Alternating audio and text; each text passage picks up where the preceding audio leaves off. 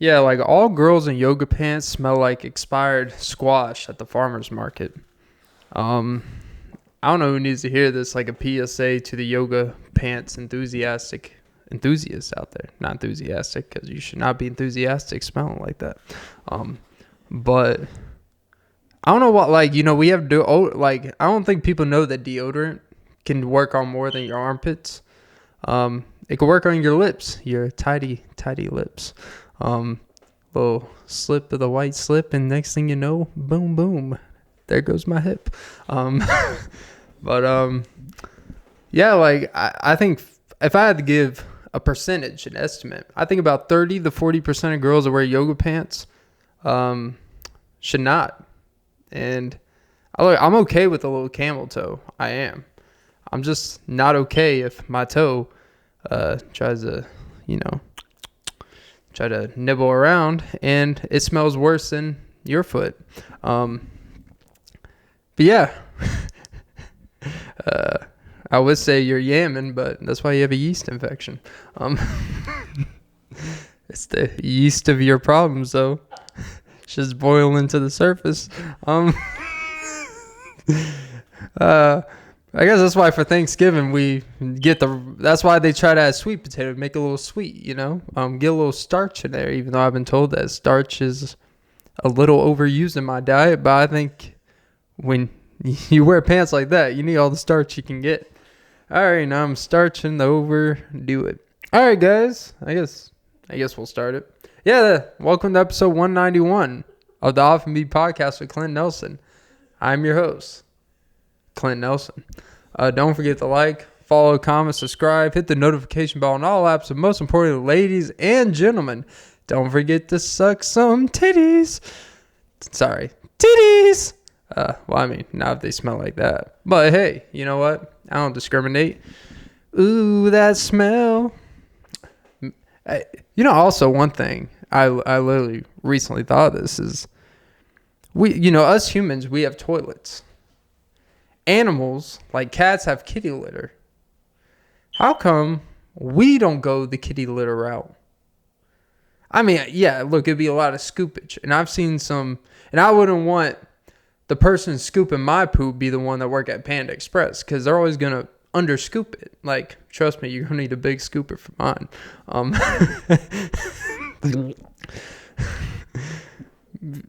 Maybe that's why, like, honestly, if like maybe veterinarians, people that are, the ones that are scooping cat shit all day, should be the one working at these food places that scoop your food.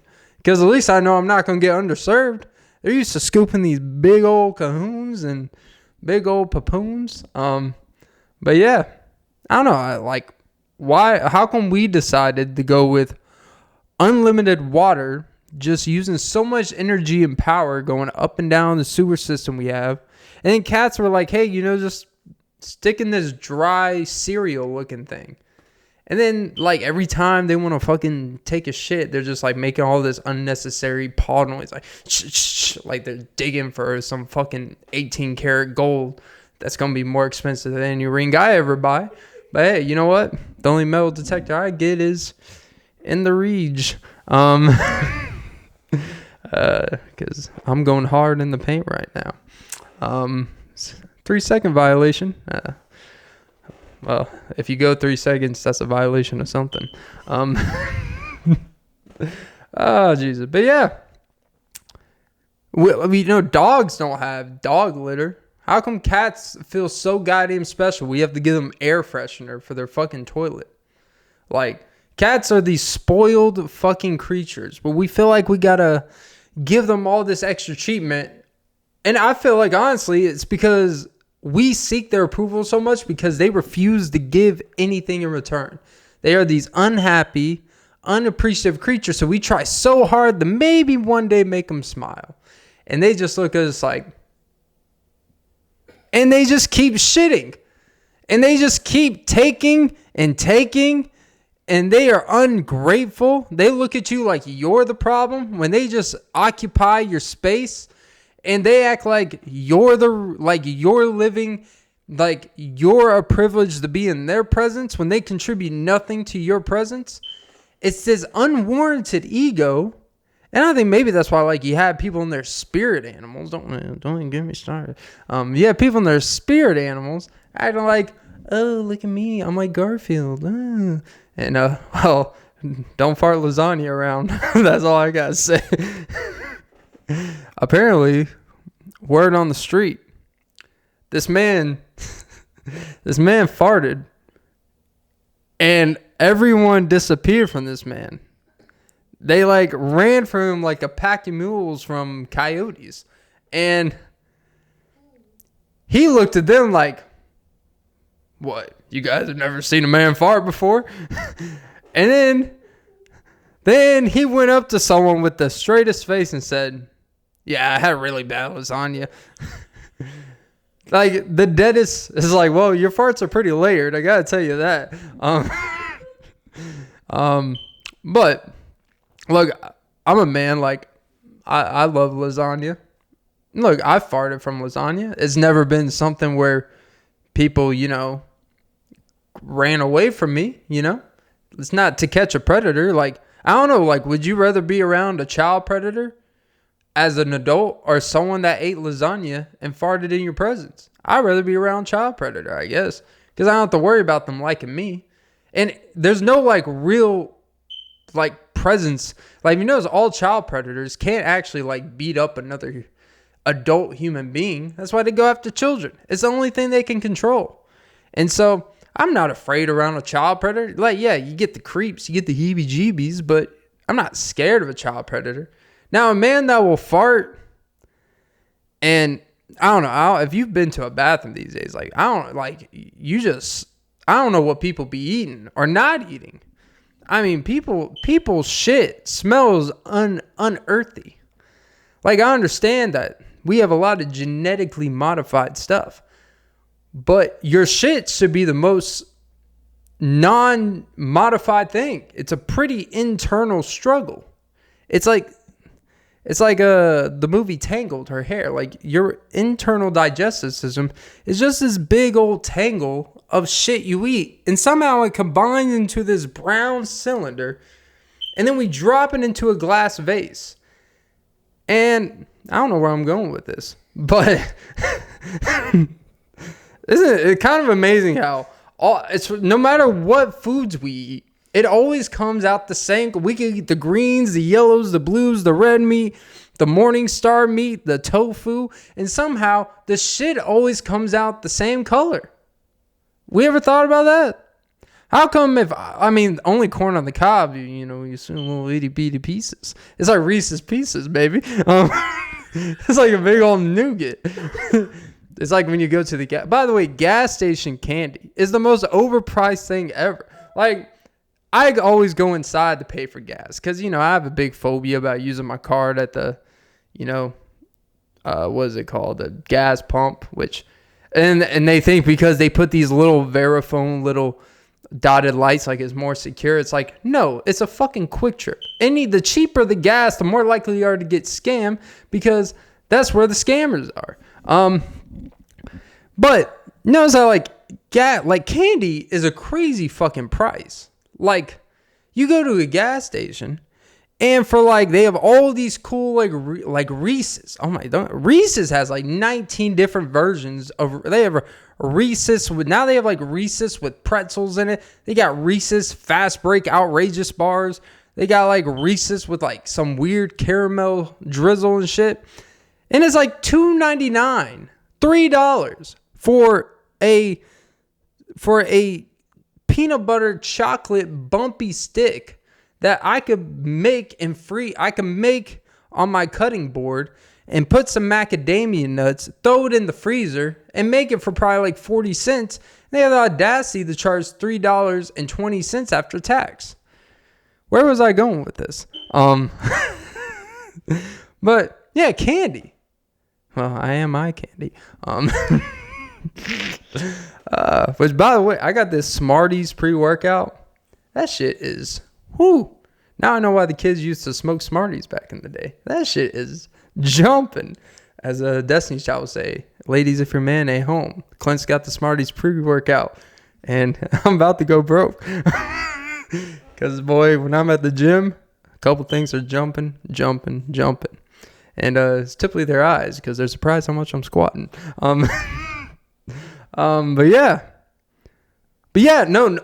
No matter what you eat, it always is brown. It's always brown, maybe a little greenish.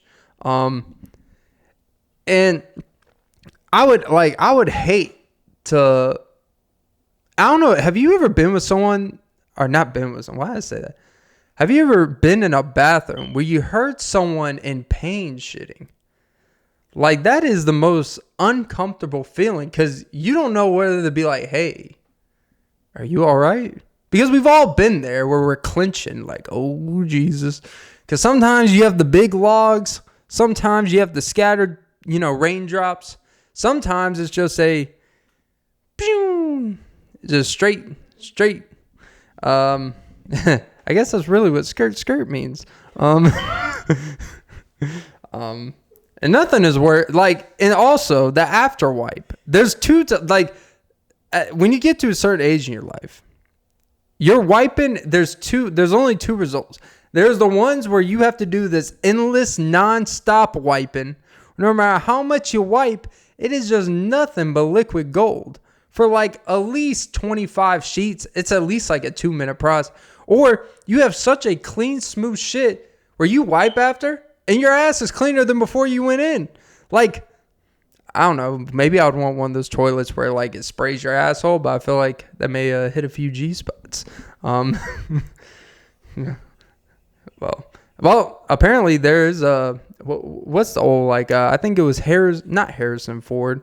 There was an actor, and there God damn it, what's the guy? Not Pierce Bronson, but I think it was one of the James Bonds, but it was an actor where the rumor is for years he actually liked gerbils in his butthole, and I think it was part of he sold his soul, the satanic stuff. It was a way for someone to have power over him, so he would have to do things he wouldn't want to do.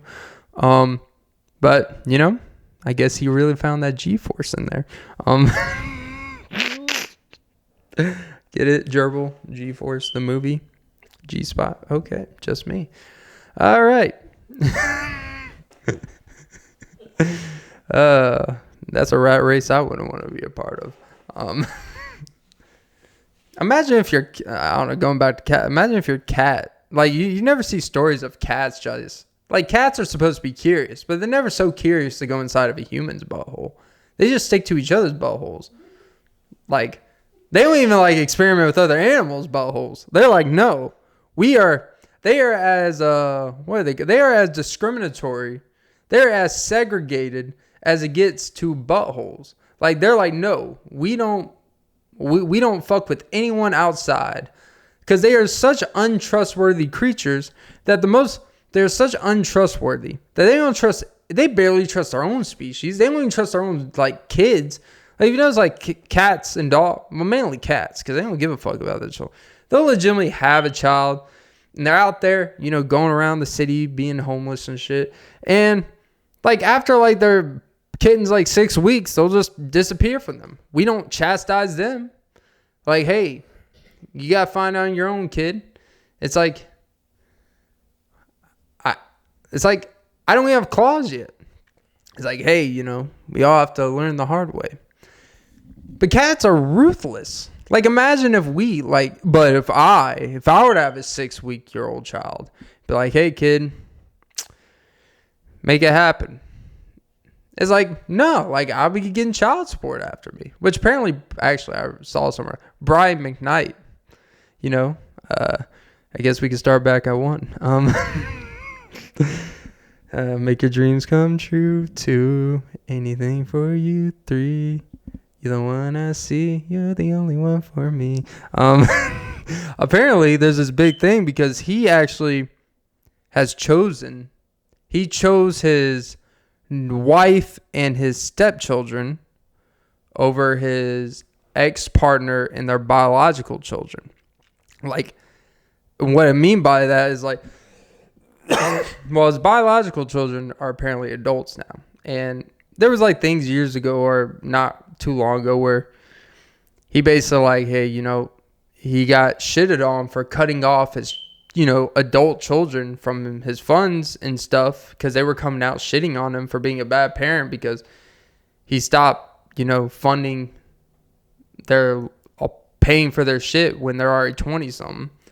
And apparently now he has basically, not that he doesn't acknowledge them, but his focus is literally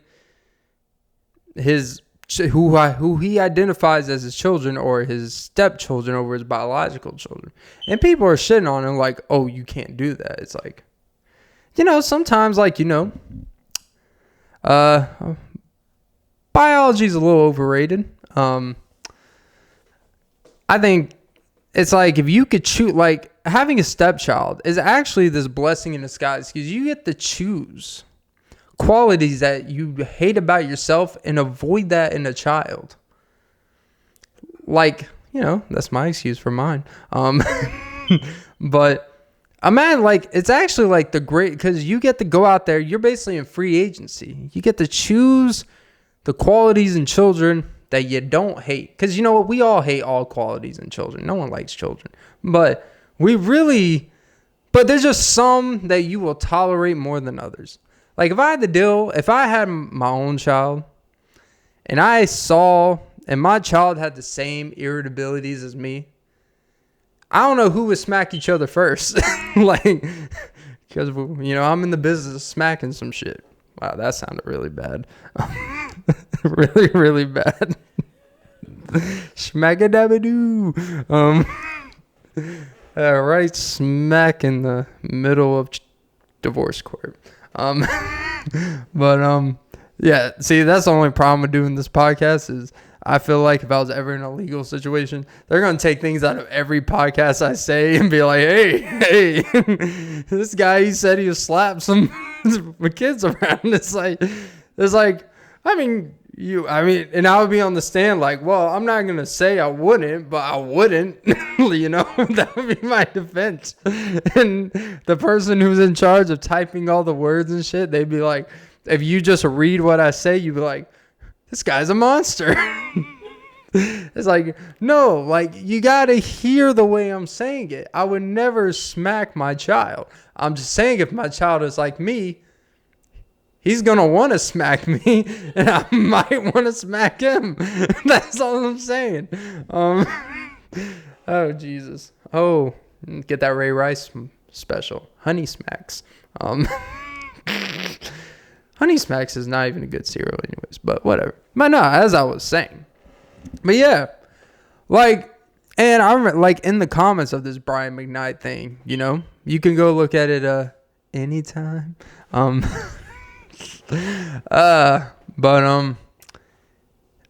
a lot of people were like, oh, of course they may like, oh, this is the culture we live in where people, what happened to ride or die with family or unconditional support. It's like, if you have that type of means, you can apply all the conditions. Only people that rely on unconditional support is poor people.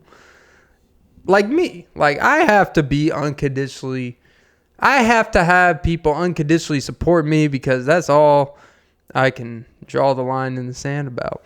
Because you know what? I can't just be like, here's 10K. Shut the fuck up and go do something. I can't do that. If I was Brian Mcknight and these kids were on my fucking ass and they felt entitled to my money when they're grown adults, I would tell them, you know what? Fuck you. I fucked up. I didn't fuck up having you, but I fucked up the way you are. Making me the way I am. And you would think there's a spider on the floor. But yeah. But yeah, if I was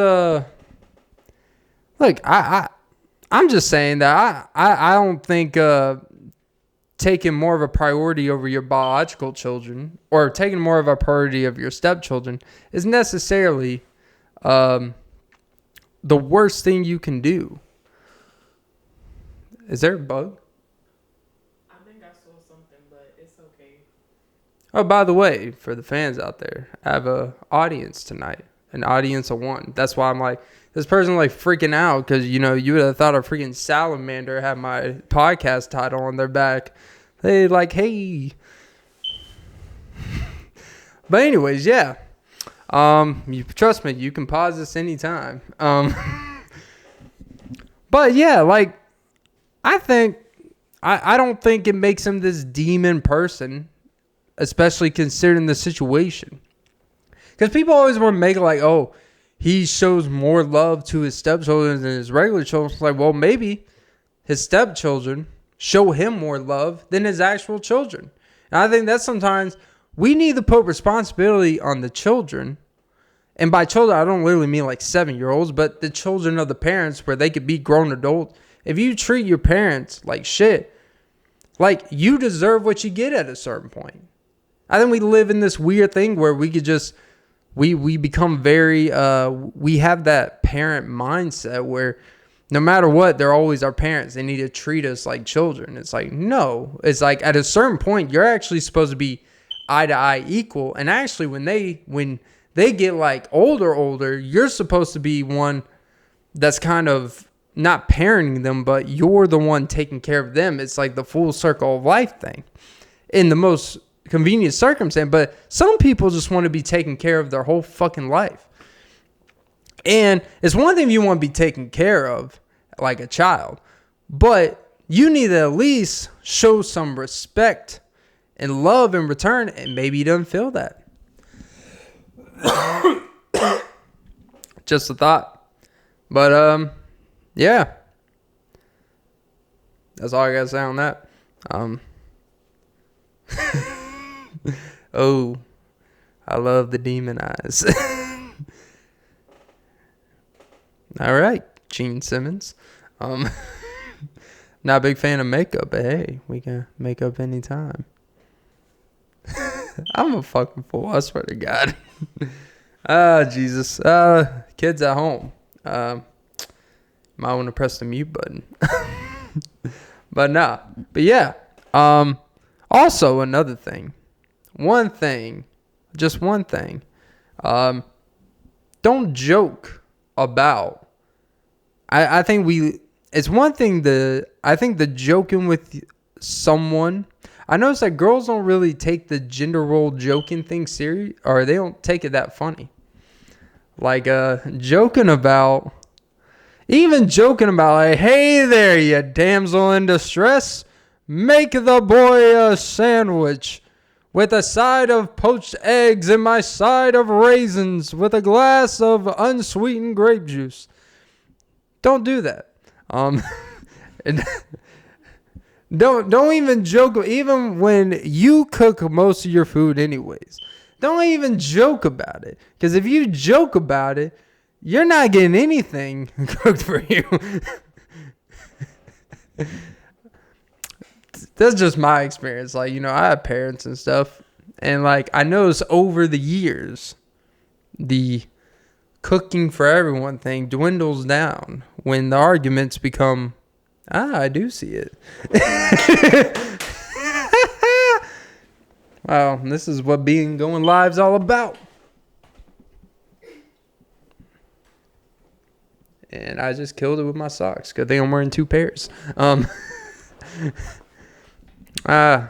literally looking at a dead furry little caterpillar thing. And this is live. This is live. This is not made up. It feels like we're watching 9/11 live. I'm actually taking off my sock. Jesus. Yeah, that's how you know you're living the high life, when you got furry caterpillars running around. That's how you know your boy's a provider. It's the 3 P's: provide, protect, and penis. Cause that boy just got fucked. I'm a fool, but I'm a funny fool. Oh, don't pity the fool. Oh yeah, but today's sponsor, as I'm side oblique and crunching, is Dunkin' Donuts. The day that they sponsor me, I'm going to demand a lifetime of free shit for the amount of unnecessary money I've given you guys to overcharge with your price inflation. It's like, I understand. It's funny how their price inflation went up when my pay happened to go up. I don't know. I think maybe an inside job's going on. I don't know.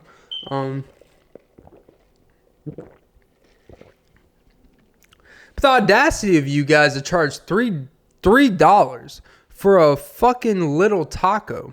I've never understood the whole like paying for taco shit. Jesus, this is a long way down. But like here's like there's two price like it was crazy to me the first time I ever went to like it's not a Mexican restaurant. They call it a cantina. Southwest Mexican type of place. Where a lot of the exclusive stuff they sell is like, oh, you get a plate of 3 tacos. And it's like $13. Something about that doesn't seem right. They're like, oh, but we put some Korean coleslaw on it. It's like, fuck you. With your little, skimpy little fucking crunchy, stale fucking tacos. And you think because you put some Southwest mix on it, like, oh, we could charge whatever the fuck we want. The audacity, it's crazy. Like, I cannot justify paying for things that I have gotten for like I've gone to Taco Bell. Taco Bell is the baseline for what a taco price should be. So if a taco at Taco Bell is like $1.29, and then I'm gonna go to this quote unquote Mexican cantina, cool, and they try to make some twisted fusion shit like, oh, here's some margarita Southwest Chipotle cremola from the Gowana Islands tacos. Oh, and here's a side of lime, even though that'll be a 50 cent extra. They actually charge, when I was with some people, they actually charge, someone asked for an extra side of lime, and when the bill came, they actually charged 75 cents for the fucking lime. I wanted to squeeze the lime in the Waitresses Eye. Even if you're supposed to charge me, I cannot with a good mind charge someone 75 cents for asking for a side of lime to squeeze on your overpriced fucking tacos. $13 for 3 fucking tacos.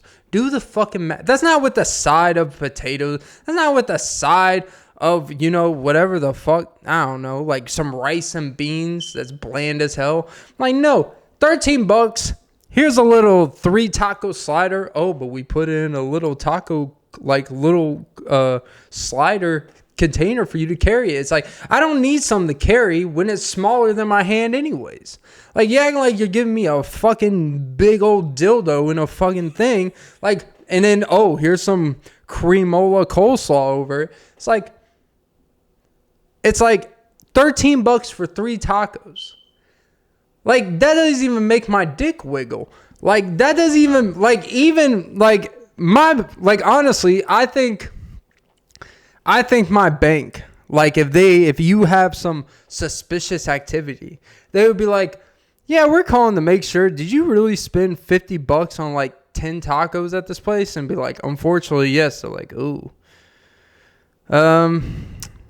Do you need better help? Shit really going bad in your life? It's like, yeah, I wasn't thinking. But the pain, this whole taco, and God, don't even give me started on these fucking bitches and their fucking general bitches. Jeez, now I gotta classify when I say bitches when I have an audience. Before, if no one's here, I'm like, fucking cunts and hoes and bitches. But now, I got a fan here, and I'm like, bitches? Trying to get some eye of approval here. But yeah, no, these fucking bitches. You know those posts is all I want is to sleep in, have some cuddles and some tacos. It's that's all you want. You don't want to better your life. You just want to sit here when it's foggy outside and just eat some fucking tacos and cuddle. It's have you ever heard of reading a book, a hobby? Have you ever learned of eating your own cunnilingus? Fine, these generic posts, and it's always some overfabricated, some base like cloudy font and color tone in these like Instagram posts. I haven't been on Instagram in a while, but you all know what it looks like. It's like, I just want to be on a beach somewhere, get fucked, and then just make money, travel the world, have a dog, and then, you know, avoid herpes. Like, it's like these weird specific things. It's like, why is these always these same basic bitch qualities? Like, why can't someone just be like, you know what I want? I just want peace of mind. It's funny how when I said that, everything got quiet. I'm not gonna, like, all the ventilation went quiet. And then, like, even the ventilation, it's like the freaking furnace on Home Alone that's like, damn, I never thought of that. It's like, how come they're just never like, you know what? I just want to do something I'm fulfilled in and happy. And I just want to, you know, go through this life and, you know, do what I enjoy. It's always these very specific things that take no fucking skill. It takes no fucking actual real thought process. It's like, I just want to go on a beach. I just want to watch a cute boy play volleyball. I want to spike it in my face and then give me spike lemonade and just be like, hey, I think I just met my future baby mama. Like, they want these weird shit like that. It's like, I don't know, have you guys ever been spiked in the face with a volleyball? It's not a great feeling. That shit actually kind of hurts. Wilson. Someone should cast me away from this mic right now. But yeah. That's all I got on that. Jesus. Basic bitches, gotta love them. They make the world go round. They make you appreciate the exquisite ladies. Your boy's a player. player. I feel like, honestly, I'm so out of the game, right? I'm like in the game, but I'm out of it, if that makes sense. Like, I'm not actively participating, but I know if I just like had that switch and went out, I feel like I could just be like, I feel like I could do less than ever before and get just about anything I want. I'm not talking about ladies specifically. I literally mean anything. But I feel like I could go to like a Tahiti bar, right? And some girl could be sitting there drinking her blue fuego, and I would go up to her, sit next to her, and be like, so, it's paradise, huh? I feel like my pickup game, it sounds weak at first, but then it comes around. It's like a lingering disease in you. It's like at first you're like, get away from me, vaccine. But then the second, like, it's just there long enough, you're like, you know what? I need the antibodies. Anyways, get in me, boy. I feel like I go to a girl and be like, hey, you know, what's up? And I do like a little head nod, and she probably look at me like, because then, you know, all girls have this instant where, like, if they tell that you've actually got some real, like, something to you, they've always got to act like they're not interested in first and look disgusted at you, because they got to see if you'll still pursue. They got to still see if you'll still put your hand out. You know, they don't want to see that you're weak and that you'll be like, oh, I'm sorry. No, they want to see, like, hey, is he very, like, if I do this, is he going to, like, run away and get scared? She'll be like, ugh, and I'll be like, I can make you make that face later on. If you put your finger in my booty hole. And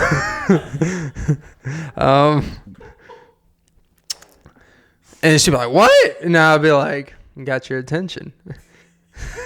And your E. coli. Nothing wrong with a little E. coli, you know? I've always, that actually has always been a fear of mine, is like someone making my food, not washing their hands after shitting. And by the way, if you ever go to a restaurant, I've seen plenty of times where the person that works in food behind the counter, or a chef, wherever it is, I've seen them use the restroom and not wash their hands, even though every bathroom has like, hey, It's funny how they have to emphasize employees must wash their hands. You know, it should just be everyone. Please fucking wash your hands. That's what the sign should say. Because like 80% of dudes don't wash their hands after they pee. I hate to break it to you. And 60% after they shit. So that's still a pretty high percentage. That's the real truth. But they'll be like, hey, you know, I didn't really touch anything. It's like, hands free. I can do no hands on my handlebar. But yeah, no, I think my, as the kids would say, I think my Riz is at all-time high. I feel like for example, you know, let's do a pretend role play with someone here. You know, you go up to a nice, lovely lady. She's wearing a peacock dress, and she's got a nice little blue indigo midnight blue for the star night vibes. You're on some like cheap beach off, you know, Cancun, because that's where all the basic bitches go for vacation. Any girl that goes to Cancun just wants to be picked up and dropped a load inside of her because she's on birth control. No one goes out of country and not on birth control. Notice how people don't get pregnant outside of the country. I don't know, maybe sperm counts from other countries and ethnicities doesn't really hit you like in, you know, your confined living space. Just a hypothesis. But so you go up to a lovely lady. She's minding her business, drinking. She's watching The Price is Right or The Bachelor. But it's kind of weird how all these girls want monogamous and all this stuff. And then they watch The Bachelor and they're like, oh man, why didn't he pick this girl that looks like the other 7 girls? And God, they're always named Lindsay and Kristen and Macy. And Stacy's mom's got it going on. MILF Maynard. But you go up to a lady and you're like, hey, you want vacay? Don't say vacay. That sounds kind of gay. Just say, hey, you in town? Because you're setting the precedent that, hey, I kind of live here, but you can tell I'm not from here. So I have fucking money and I probably have a big, nice place. When really it's just an Airbnb. But they don't have to know that. It's like, hey, you in town? And they're like, yeah, you know, I come here and often. This is the first time she's ever been out of the country, by the way. And they're like, hey, you know, I have a karaoke spot in my house. You should come and sing along. It's like, oh, really?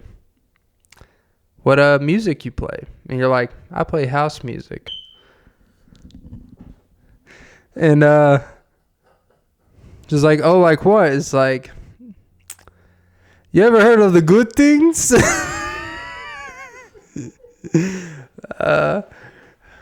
Because your golden mouth would look good on that microphone. You're tantalizing. No, but seriously, you go up to her and you tell her, man, you look damning tonight. And she'll be like, oh, thank you. And you'll be like, so, you like burritos? And she's like, burritos? And you're like, yeah, because I like to keep you under wraps. And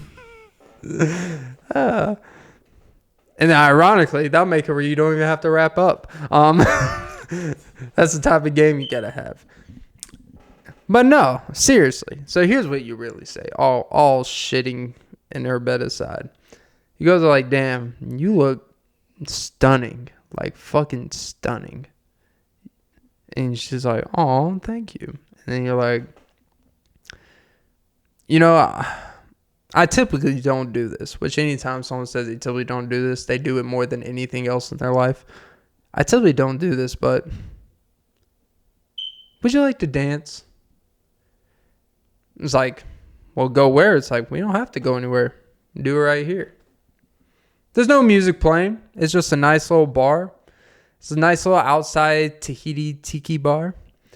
And then you just rely on those pyro fire sticks and shit to set the mood. And you dance to your own rhythm. And that is a secret. When you don't have rhythm, make sure you dance where there's no music. Because you are the rhythm. Secret hack, not even kidding. So you ask her to dance, and then she'll be stunned because guys don't ask girls to dance.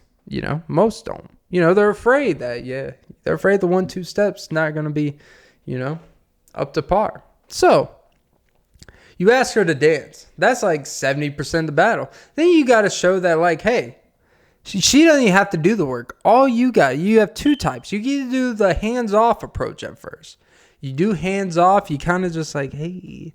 You do a little, always lead with the shoulders, but glide with the legs, if that makes sense, all right? That's what you do. Don't do too much. Keep it simple. And you kind of gauge where her body movements are. So then you can see how to move her later. But you see how her body movements are with her body type.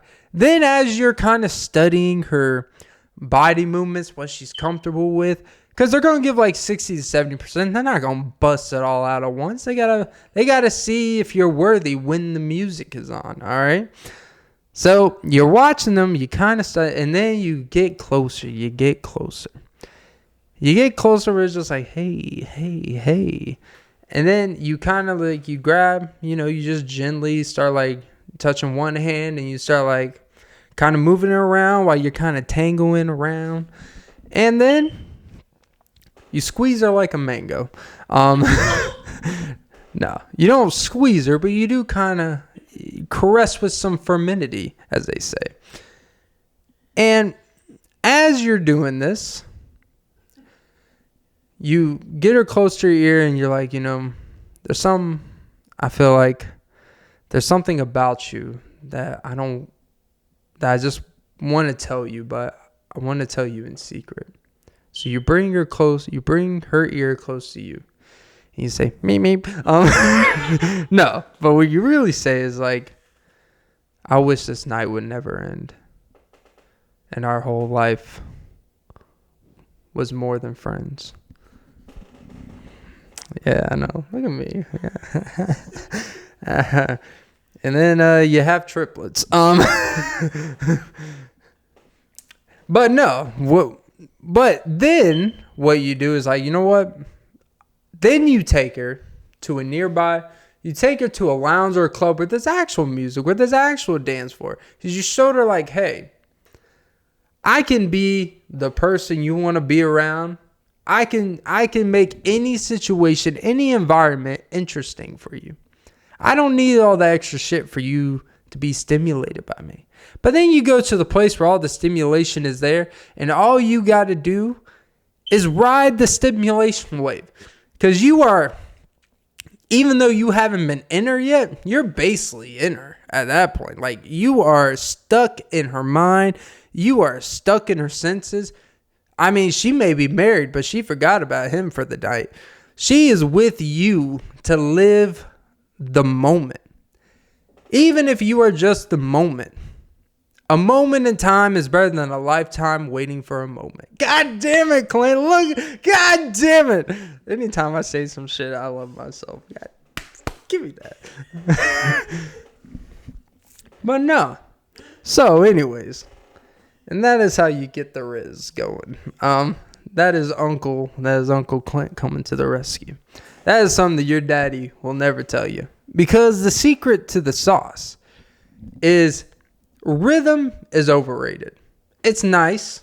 It will get you in the door. But what keeps you in the door is the fact that rhythm is dictated by you. You control the rhythm.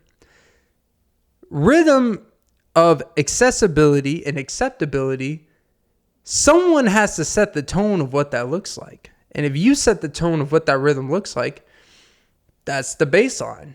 So when you set the baseline of the rhythm in place between that synergy and connectivity between you two, then that's really what the real rhythm is.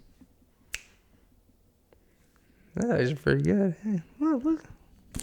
God damn, I should be like a fucking counselor. I should be a life therapist.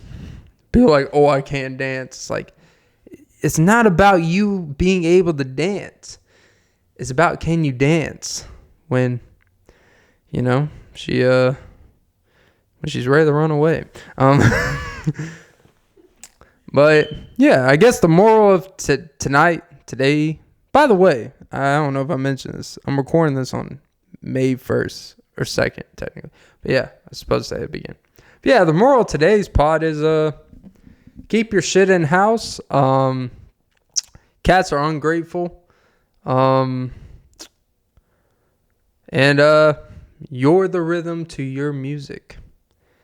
And music doesn't even have to be there. And there was something else. Oh yeah, don't eat lasagna. But yeah, that's episode 191 of the Off and Beat podcast with Clint Nelson. I'm your host, Clint Nelson. And don't forget to like, follow, comment, subscribe, hit the notification bell on all apps. But most importantly, ladies and gentlemen, don't forget to suck some titties. And I can't wait. And yeah, it's a wrap.